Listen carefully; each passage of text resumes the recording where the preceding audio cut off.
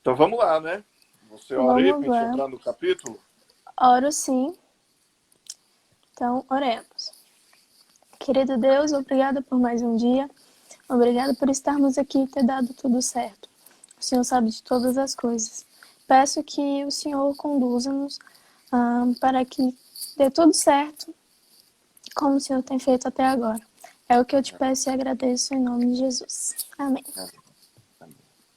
Bom, então vamos lá, né? Deixa eu procurar a imagenzinha aqui. Muito Pronto. bom. Nosso capítulo hoje é o capítulo 30. Capítulo 30, a habitação de Deus em Israel.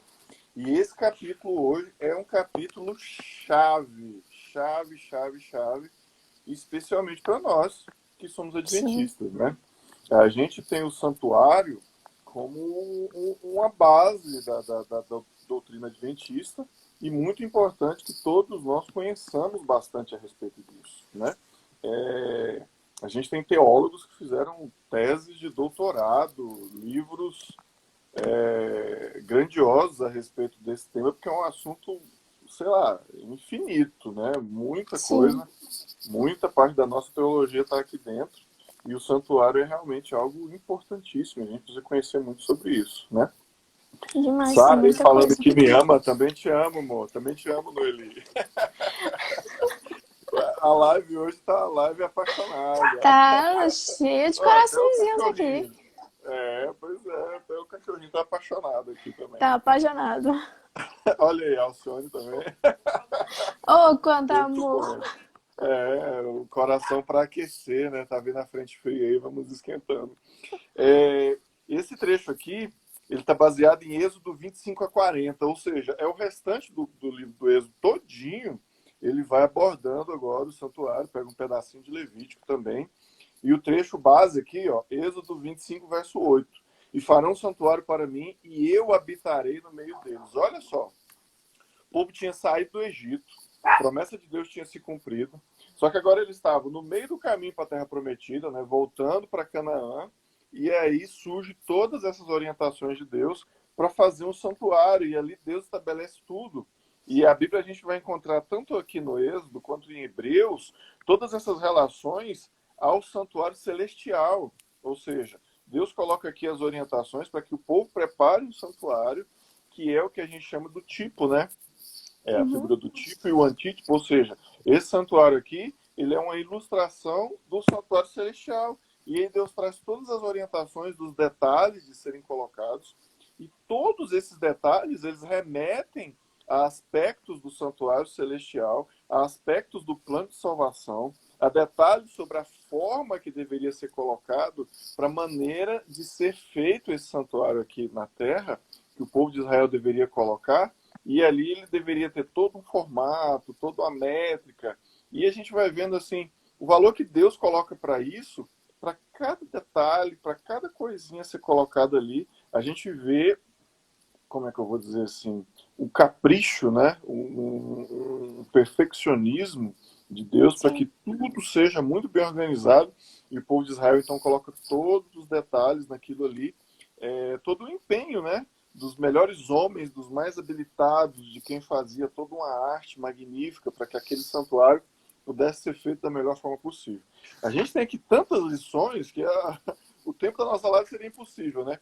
No Sim. curso de teologia tem uma disciplina que é o semestre todo estudando isso daqui. Então, são 6 meses, Todo sobre o santuário. basicamente, isso daqui sobre o santuário, exatamente. Então, é muita coisa, e essa disciplina faz muita ligação daqui com o livro de Daniel, dessa ligação do santuário com profecias, com a base teológica da igreja. Então, é muita coisa.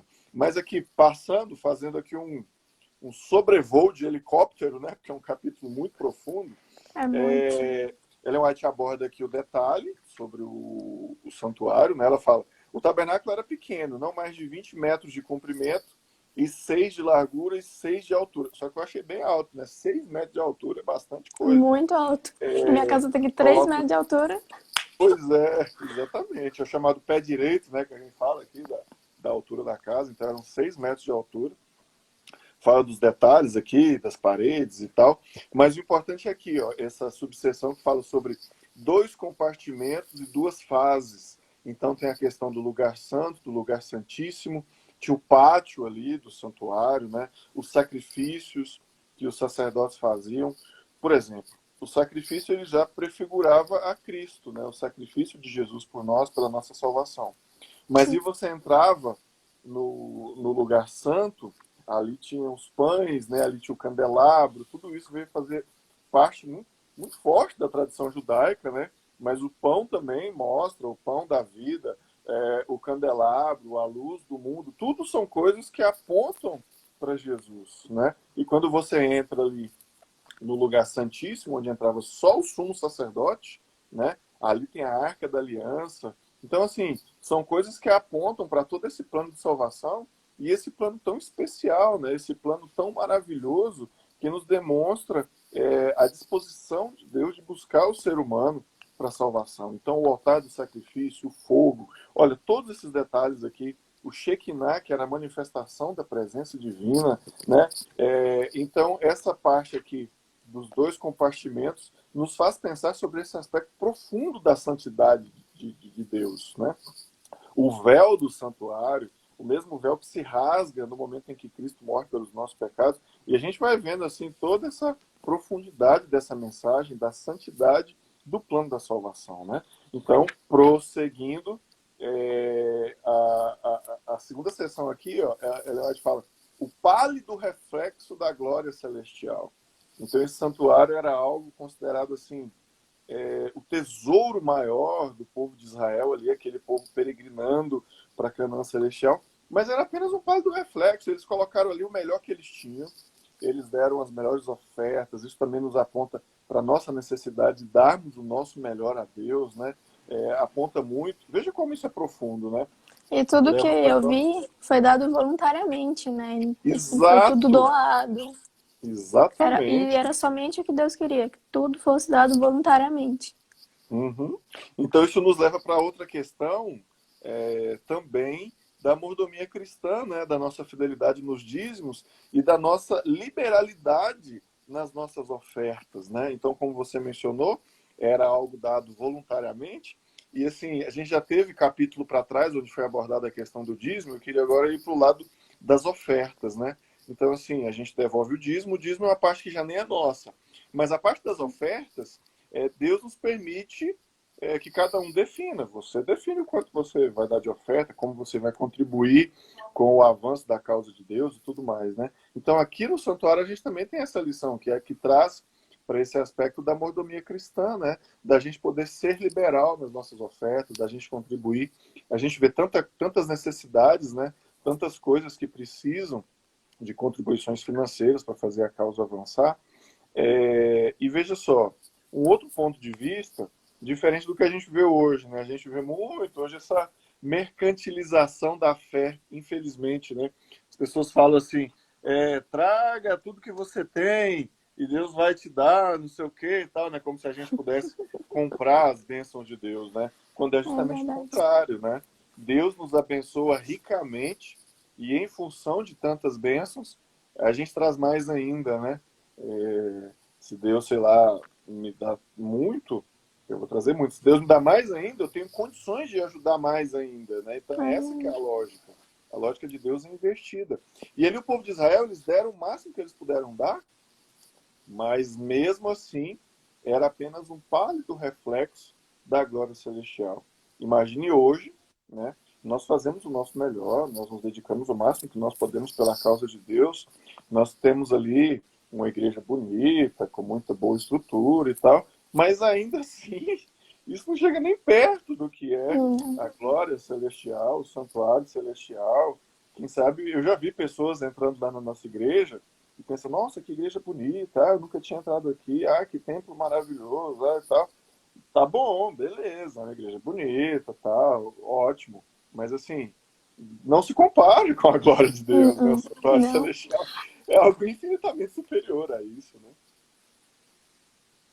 Olha, a Lisa falando, caso de pessoas pagarem para receber oração, infelizmente esse tipo de coisa acontece mesmo. Mas a Acontece. gente precisa entender que não é essa a vontade de Deus, né? E o santuário terrestre também, a ideia era que ele se parecesse com o celestial, né? Mas eu acho Sim. que hoje não. Ele deve ser maravilhoso mais ainda do que já era antes, né? Pois é, né? Então, é bem interessante esse capítulo. Ele detalha tudinho que tinha dentro do santuário, como foi feito, até ele foi demorou meio ano para ser construído, né? E assim que terminou, Moisés foi lá, conferiu, e aí sim Deus deu a glória para todos de Israel, e ali ele iria morar, né? Foi Uhum. o que todos entenderam. Sim, a ideia era ter um lugar que fosse assim glorioso, grandioso, que passasse essa ideia de que assim a gente deveria ter essa visão de que o santuário celestial era algo muito superior, que aquele ali, por mais lindo que fosse, nem se apegava. Isso faz a gente pensar também no cuidado que a gente precisa ter com a casa de Deus, né? É, a gente precisa ter o nosso melhor. Eu já fui em igrejas muito humildes, muito simples, mas que eram assim cuidadas com um zelo extremo pelas pessoas, para que dentro da limitação que elas tinham, a igreja fosse o melhor lugar possível, né? Por outro lado, eu também já vi lugares em que a igreja era assim meio desmanzelada e assim a gente tem que tomar cuidado com isso, né? Não é uma Sim, questão de riqueza ou de pobreza, é uma questão de cuidado com a casa de Deus para que ela seja realmente uma expressão do santuário de Deus, né? Aqui na Terra. Então a gente sim. precisa ter essa concepção de cuidarmos da melhor forma possível da nossa igreja. Não importa se ela seja uma igreja de pessoas ricas ou pobres, o nosso cuidado com a casa de Deus é muito importante, né? A A próxima intenção é questão ela fala refletir, né? assim: vai refletir o cuidado que a gente tem também com a nossa própria casa mesmo, né? Então é importante a gente cuidar disso.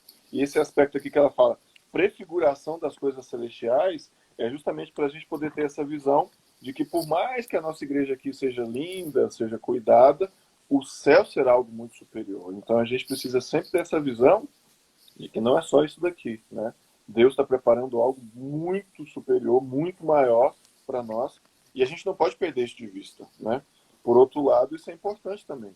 A gente não pode imaginar que a gente não deve se satisfazer com o que a gente tem aqui, né? Por mais que a gente tenha algo bonito, algo especial, por mais que o santuário fosse algo lindo, brilhoso, maravilhoso e tal, né? Era apenas algo que apontava para o que é realmente o nosso objetivo, o nosso lugar. Assim como o povo estava peregrinando, e a gente vai vendo tantas lições, né? O povo de Israel ali estava literalmente peregrinando num deserto rumo à Terra Prometida. E a gente hoje também está do mesmo jeito, né? A gente é um povo A peregrino, tentativa é a mesma. é a mesma, exatamente. A gente não deve imaginar que aqui é o nosso lugar, mas a gente entender que a gente está indo rumo à Terra Prometida e que Deus tem um lugar preparado para nós. Indo aqui para a parte final, Ellen White fala sobre o ministério diário, ou seja, todos os dias tinha uma atividade no santuário. Todos os dias eles realizavam um ritual. Ela fala aqui, ó, toda manhã e toda tarde um cordeiro de um ano era queimado sobre o altar. Você imagina como era isso, né? Era o santuário ali o tempo todo, aquela fumacinha, aquele negócio ali acontecendo, né? Então não era com objetivo específico de comer, mas era tipo um churrasco, né? Todos os dias Era. tinha ali um cordeirinho ali queimando ali naquele lugar. Todo dia de manhã e de tarde. E de tarde tinha um sacrifício acontecendo. E aí a gente trazendo isso para nós, é importante a gente ter a nossa devoção diária, né? A gente separar tempo para poder estar na presença de Deus.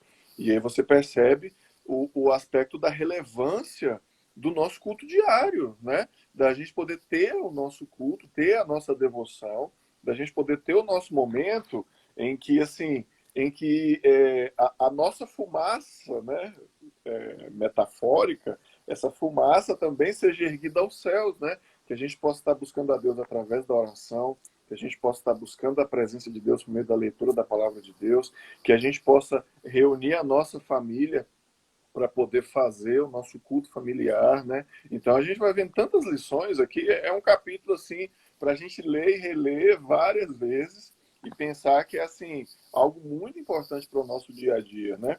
pessoal gostou da história do churrasquinho aí, ó. O Tô pior que a rindo carne aqui nos é boa, viu, comentários. galera? É uma carne boa. Mas, assim, é isso aí. É a ideia da gente entender essa mensagem do santuário e esse ministério diário como algo importante para nós e que, assim, não somente esse aspecto do culto familiar e tal, mas da nossa devoção diária também, né? Então, a gente separar um momentozinho. Eu gostava muito quando o pastor Miguel Pinheiro, ele falava a respeito desse aspecto, assim, você acordou, a primeira coisa que você precisa buscar é a Deus. E ele coloca isso de uma forma tão radical, assim, e tem muita lógica, né? Antes mesmo de você beber água, de você tomar o seu café da manhã, você deve buscar a presença de Deus, você orar, você buscar o Senhor. Tudo bem que depois você vai fazer o seu devocional, você pode fazer outras coisas e tal, mas se você não tem essa prioridade, olha, no seguinte também quer fazer o culto. Tá voando. Se você não tem essa prioridade, é como a Ada está falando, ó, você acaba se esquecendo depois e tal, e é isso, a gente tem essa correria do dia a dia, Sim. e se você não para logo e tira a primeira hora do dia para essa devoção, para esse aspecto de estar na presença de Deus, depois, meu, a coisa se enrola e aí vem trabalho, vem trânsito, vem tanta coisa e você acaba se perdendo. Acaba A Ada colocou esquecendo. aí que o ideal é nem sair da cama, é isso mesmo. É Pra não fazer dar da tempo nem de cama o esquecer. seu santuário. É isso aí. Então, eu acho que essa é a mensagem muito importante aqui do santuário. Às vezes a gente tem muitas pessoas que têm medo disso daí, né? Ai, santuário, meu Deus, esse trem é complicado demais, eu não vou nem ler isso, né? É o povo lá matando o cordeiro, é jogando sangue para cá, é um pão para um lado, a luz para o outro. Eu não consigo entender nada disso. Mas, pelo contrário, o santuário é uma mensagem maravilhosa. Ele é a base da nossa identidade adventista. A gente precisa buscar muito disso. E veja quantas lições, né? A gente está aqui só um tempinho e eu estou indo aqui bem superficial, bem por cima. E se a Sim. gente for seguindo aqui, a gente vai estourar o É tempo aí. muito detalhe. A gente vai estourar o tempo aí do Instagram. Esse aqui também depois vai estar no YouTube, vai estar no podcast. Então fica aí o desafio para cada um de vocês que estão ou nos ouvindo agora ou que vão ouvir depois, para que possa estudar esse capítulo 30 aqui dos Escolhidos com profundidade, né? Ler esse trecho aí de Êxodo 25 a 40 com calma, com tranquilidade. Eu ganhei um presentaço aqui, ó, do Matheus Castanho, da área de publicações, que é uma Bíblia de estudo. Uma super Bíblia, olha a grossura da bicha. E aí eu tô aqui lendo Ela é algumas coisas. enorme. É enorme. A gente vai até colocar algumas delas numa atividade que a gente vai fazer do Ministério Jovem agora, quem sabe você que está nos vendo aí não consiga ganhar uma dessa aqui também, né? Mas assim, ler esse capítulo devagarzinho, se você tem acesso a uma Bíblia de estudo, buscar ali o comentário, a Bíblia de estudo Endros, né, que é uma Bíblia muito boa também, de hora para outra, se não tem uma Bíblia de estudo, pesquisa na internet, que ali vai ter sempre comentários muito especiais, né? Lê junto com esse capítulo aqui, que é um capítulo tão maravilhoso, né? Ellen White fala sobre o dia da expiação, e aqui tem super lições também a trazer para nós, e por fim, o santuário celestial, né? A teologia adventista, a escatologia, né? A forma de entender os eventos finais, os últimos dias, o aspecto do juízo investigativo, é coisa demais, né? É É um coisa negócio que eu não falo demais, é pra você. muito É detalhe mesmo, assim. muito detalhe, Deus quer muitas com lições. perfeição, né? Tudo organizado. Isso, e esse aspecto é muito importante também, da gente entender os detalhes que Deus coloca, as lições, tudo muito planejado, muito bem esquematizado, e isso é maravilhoso, né? Isso fortalece muito a nossa fé e fortalece a nossa compreensão. A Bíblia é Nova Almeida atualizada, Nova Almeida atualizada, é uma Bíblia fabulosa, e a gente vai trabalhar ela aí nos nossos projetos do Ministério Jovem. Nova Almeida atualizada. Pessoal, isso. Eu queria fechar com esse aspecto da, da, da doutrina do santuário como algo importante para a nossa identidade, né? Para a nossa identidade como adventistas, para a nossa identidade como cristãos. Então, assim, esse capítulo é um capítulo maravilhoso, que vale a pena a gente gastar tempo nele, né? E a gente, assim, se fortalecer, né? O santuário, ele é importantíssimo. Assim como o Apocalipse, que às vezes as pessoas têm medo também e tal, né? Não é nada para a gente poder ter medo, para a gente achar extremamente complexo, mas pelo contrário, é algo para a gente fortalecer a nossa esperança, fortalecer a nossa identidade e para a gente se aproximar mais e estudar mais e aprender mais, porque a gente vai encontrar aqui detalhes maravilhosos e coisas impressionantes e importantes que vão fortalecer a nossa fé a cada dia, né? Sim, Reforçando que esse momento que a gente tem também todos os dias às 7 da manhã, pode ser um momento também para impulsionar esse aspecto da vida devocional, né? Se você tem alguma dificuldade, tal, bota ali o despertador 10 para 7, acorda ali, faça a sua oração, joga uma água na cara e vem aqui para a live, que a gente vai estar aqui sempre trazendo muitas bênçãos especiais para nós, né? cada É dia isso, uma né, Natália? diferente. O que mais que a gente pode acrescentar aí? Bom, tem muita coisa sobre o santuário, assim, são detalhes mínimos que às vezes a gente passa sem nem perceber. Um exemplo mesmo que eu estava lendo era as pedrinhas que tinham no.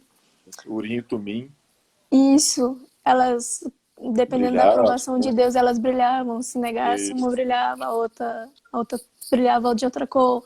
É muito interessante, assim, é um capítulo maravilhoso. Tem coisas Imagina assim se que a a gente ainda gente nem tivesse isso hoje, imaginava. né?